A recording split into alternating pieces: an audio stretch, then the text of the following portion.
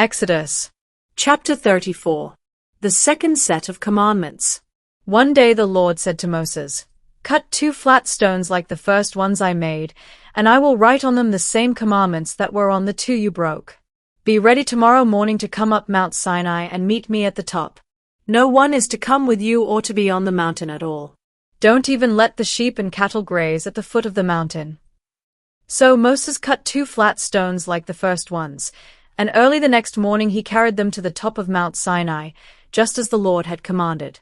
The Lord God came down in a cloud and stood beside Moses there on the mountain. God spoke his holy name, the Lord. Then he passed in front of Moses and called out, "I am the Lord God. I am merciful and very patient with my people. I show great love, and I can be trusted. I keep my promises to my people forever, but I also punish anyone who sins. When people sin, I punish them and their children, and also their grandchildren and great-grandchildren."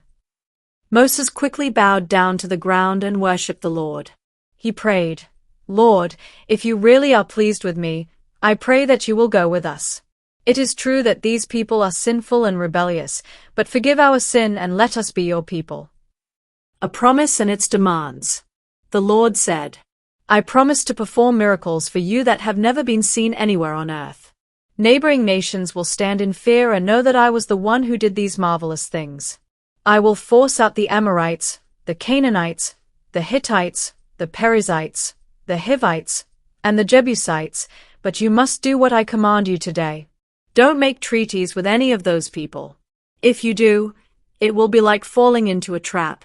Instead, you must destroy their altars and tear down the sacred poles they use in the worship of the goddess Asherah. I demand your complete loyalty. You must not worship any other god. Don't make treaties with the people there, or you will soon find yourselves worshipping their gods and taking part in their sacrificial meals. Your men will even marry their women and be influenced to worship their gods.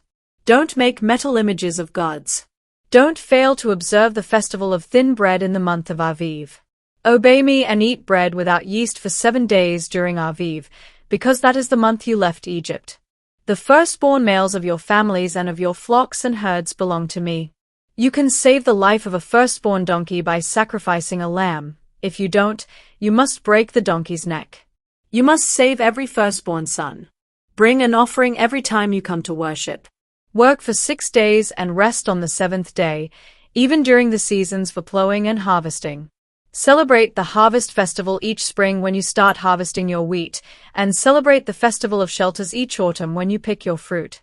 Your men must come to worship me 3 times a year, because I am the Lord God of Israel. As you advance, I will force the nations out of your land and enlarge your borders.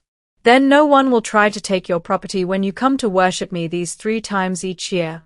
When you sacrifice an animal on the altar, don't offer bread made with yeast. And don't save any part of the Passover meal for the next day. I am the Lord your God, and you must bring the first part of your harvest to the place of worship.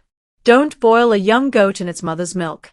The Lord told Moses to put these laws in writing, as part of his agreement with Israel. Moses stayed on the mountain with the Lord for 40 days and nights, without eating or drinking. And he wrote down the 10 Commandments, the most important part of God's agreement with his people. Moses comes down from Mount Sinai. Moses came down from Mount Sinai, carrying the 10 Commandments. His face was shining brightly because the Lord had been speaking to him. But Moses did not know at first that his face was shining. When Aaron and the others looked at Moses, they saw this, and they were afraid to go near him. Moses called out for Aaron and the leaders to come to him, and he spoke with them. Then the rest of the people of Israel gathered around Moses, and he gave them the laws that the Lord had given him on Mount Sinai.